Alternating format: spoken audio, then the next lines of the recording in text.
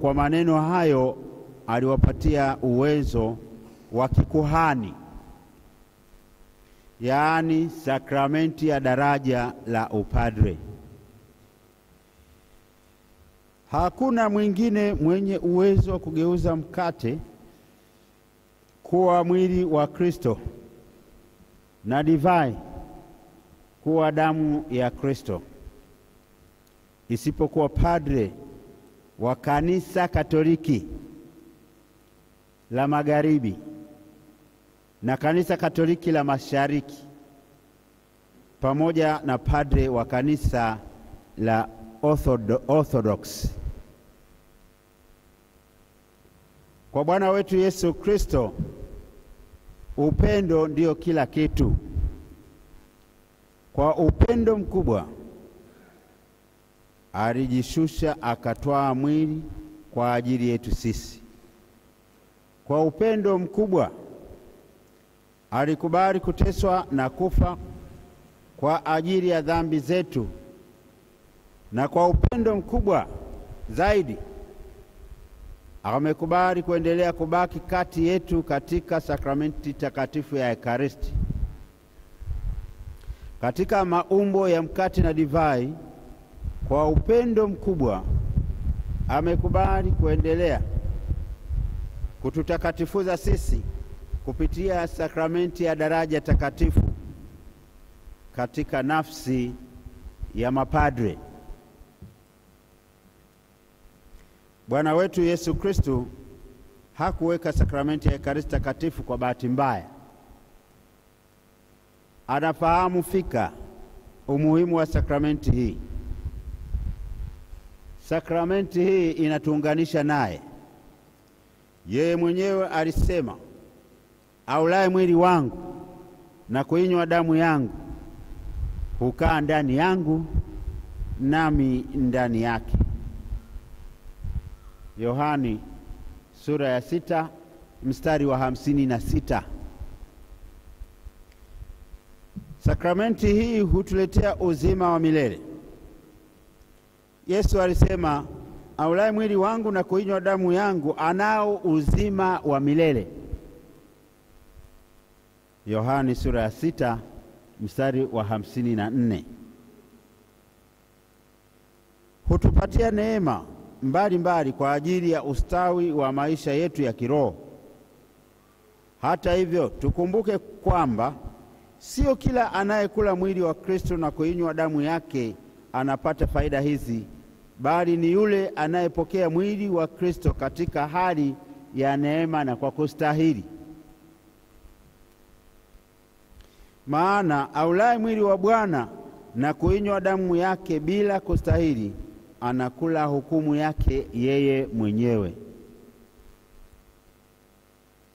Waraka wa kwanza wa Mtume Paulo kwa Wakorinto sura ya 11 mstari wa 27 hadi wa 29. Katika Injili zilizotangulia tulisikia kuwa saa ya Yesu ilikuwa haijafika bado.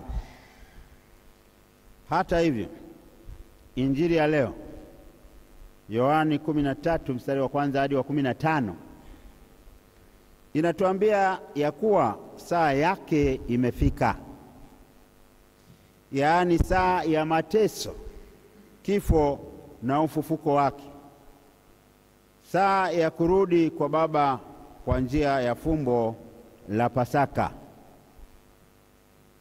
Kwa kuwa anajua wazi kuwa saa yake ya kufa imefika, Yesu anapenda kuacha wosia kama wafanyavyo watu wengi waliokufani. Hata hivyo, Yesu haachi wosia wake kwa maneno tu, bali anaacha wosia wake kwa matendo, ili wosia huo uweze kukumbukwa vizuri. Yesu anawaosha miguu wanafunzi wake ili kuacha wosia juu ya roho ya utumishi, roho ya unyenyekevu na umuhimu wa sakramenti ya kitubio. Petro alijua wazi kuwa jukumu la kuosha miguu ni jukumu la mtumwa au watumwa, watumishi, wala si la bwana. Petro anashangaa, iweje bwana anawaosha watumishi au watumwa wake miguu? Bwana, wewe wanitawadha miguu mimi? Yohana 13:6. Hii ndio sababu ya Petro kukataa hapo awali kuoshwa miguu. Hata hivyo, Yesu anasema, kama nisipokutawadha huna shirika nami. Yohana 13:8. Kule Uyahudi kuna joto, kuna joto kali sana, lakini pia kuna vumbi. Kwa hiyo mgeni akifika nyumbani kwako, kitu cha kwanza, tendo la ukarimu utakalofanya ni kumwosha miguu. Na tendo la kuosha miguu lilikuwa na sababu kubwa mbili. Sababu ya kwanza, kwa sababu kuna joto, watu walikuwa wanavaa malapa sasa ili kuweza kupunguza joto. Kwa hiyo akifika nyumbani kwa mtu tayari, sababu ya joto, inabidi aoshwe miguu kupunguza lile joto. Lakini sababu ya pili ni vumbi. Huyo mtu atakuwa amechafuka na vumbi, kwa hiyo anaoshwa miguu kutakasa lile vumbi. Na kazi hiyo ilikuwa inafanywa na wanawake na watoto kwa familia ambazo ni maskini. Lakini kwa familia ambazo ni matajiri, kazi hiyo ilikuwa inafanyika na watumwa. Ndiyo sababu Petro alikataa asioshwe miguu na Yesu, kwa sababu mila na desturi zilikuwa ni kazi ya watumwa. Tendo la Yesu kuwaosha miguu wanafunzi wake lilikuwa na maana kubwa tatu. Maana ya kwanza ni kuonesha roho ya utumishi. Kwa tendo hili Yesu anatufundisha kuwa kiongozi au mkubwa wa hadhi anapaswa kujishusha na kuwatumikia wale anaowaongoza. Viongozi hawapaswi kubaki juu kama matawi ya miti, bali wanapaswa kushuka chini kama mizizi ya miti na kuwatumikia watu.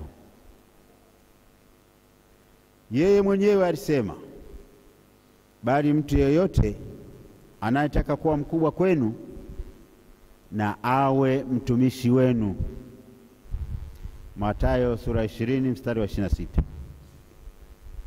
Kwa bahati mbaya, viongozi wetu wengi hawana roho ya utumishi, bali hupenda zaidi kutumikiwa au kuogopwa.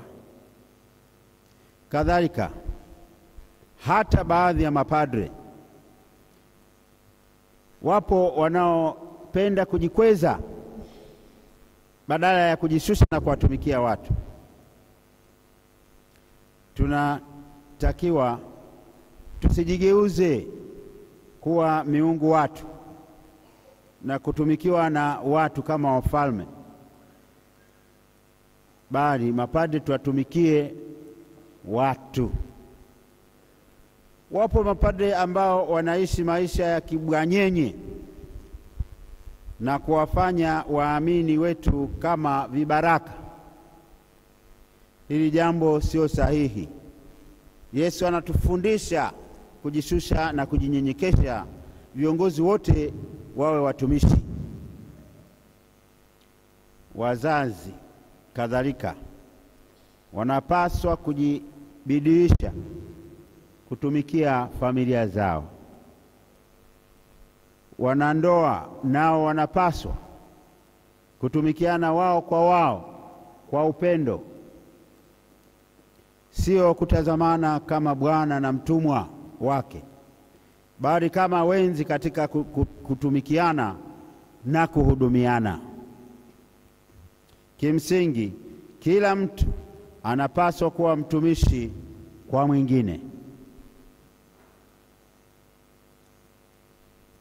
Tendo la kuwaosha miguu wanafunzi wake limekuwa na maana nyingine ya pili. Licha ya roho ya utumishi, tendo hilo linaonesha roho ya unyenyekevu.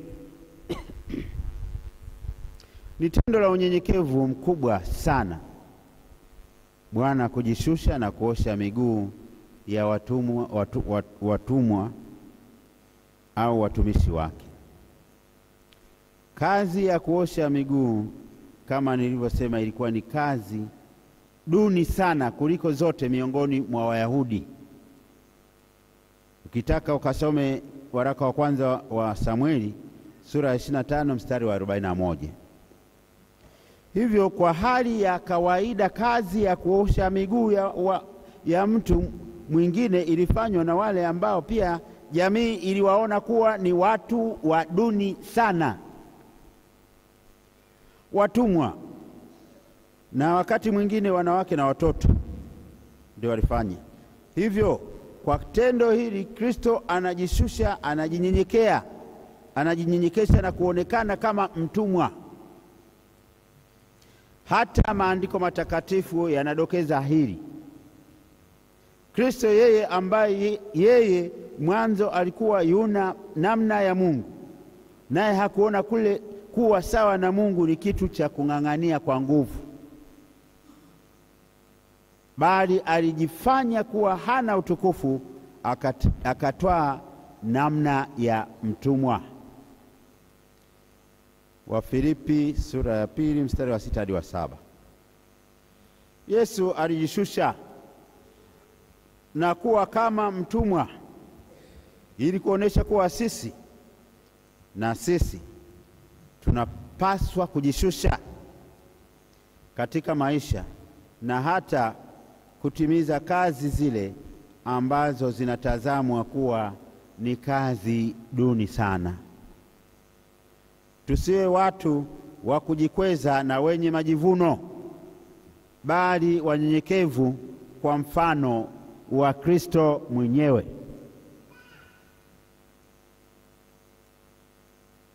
Tendo la kuosha miguu, maana yake ya tatu ni kwamba inatoa dokezo juu ya sakramenti ya kitubio au upatanisho. Tendo la Yesu kuwaosha miguu wanafunzi wake ni kiashiria cha umuhimu wa sakramenti ya kitubio. Tukisoma Zaburi ya 51 mstari wa 2 tutasikia kwamba unioshe kabisa uovu wangu, unitakase dhambi zangu. Tunapata mwanga kuwa tendo la Yesu kuwaosha wanafunzi wake miguu ni dokezo la umuhimu wa sakramenti ya kitubio, ambapo Kristo mwenyewe anatuosha uovu wetu na kututakasa dhambi zetu. Kukataa kwa makusudi Kristo atuoshe uovu na dhambi zetu, kukataa kwa makusudi sakramenti ya kitubio kunatufanya tusiwe na ushirika naye. Dhambi zetu zinatufanya tusiwe na ushirika na Kristo. Kama Adam na Eva kule bustanini, baada ya kula tunda la mti wa katikati lililokatazwa na Mungu, yaani manake wametenda dhambi, walijiona kwamba wako uchi. Baada ya kutenda dhambi, Adam na Eva walijiona kwamba wako uchi. Hata sisi sasa hivi kama tukitenda dhambi, hakika maana yake tuko uchi mbele ya Mwenyezi Mungu. Tusipoenda kupokea sakramenti ya kitubio, basi tutaendelea kubaki hivyo hivyo uchi.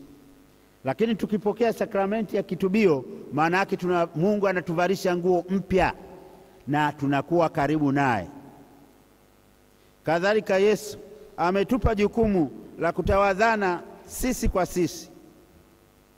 Basi ikiwa mimi niliye Bwana na mwalimu nimewatawadha miguu, imewapasa vivyo kutawadhana miguu ninyi kwa ninyi. Yohane sura ya 13 mstari wa 14. Hivyo kwa nafsi ya kwanza, mapadre wanapaswa kuwatawadha waamini wao kwa sakramenti ya kitubio na upatanisho. Kwa nafasi ya pili, sisi sote tunapaswa kutawadhana maovu yetu sisi kwa sisi kwa njia ya kuonyana kindugu, kuelekezana kindugu, kwa njia ya kukemea uovu na kwa njia ya kuombeana uongofu, lakini pia kwa njia ya kusameheana.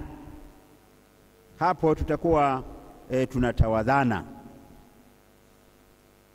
Tusiwe na tabia ya kupakana matope na tabia ya kufunua maovu ya watu wengine na kuwachafua watu wengine kwa ajili ya maslahi binafsi. Tukitimiza hayo, tutakuwa tumepokea wosia wa Yesu juu ya upendo kwa Mungu na kwa jirani zetu, pamoja na kumbukumbu ya mambo makubwa matatu: kuwekwa kwa sakramenti ya Ekaristi Takatifu, kumbukumbu ya kuwekwa kwa sakramenti ya daraja takatifu la upadre, na kuwekwa kwa amri kuu ya mapendo. Siku ya Alhamisi Kuu, kanisa linaanza tafakari ya mateso, kifo na ufufuko wa Bwana wetu Yesu Kristo. Hivyo basi, ninawatakia maadhimisho mema ya ibada za Juma Kuu juma hili, na hatimaye ninawatakia Pasaka njema. Tumsifu Yesu Kristo.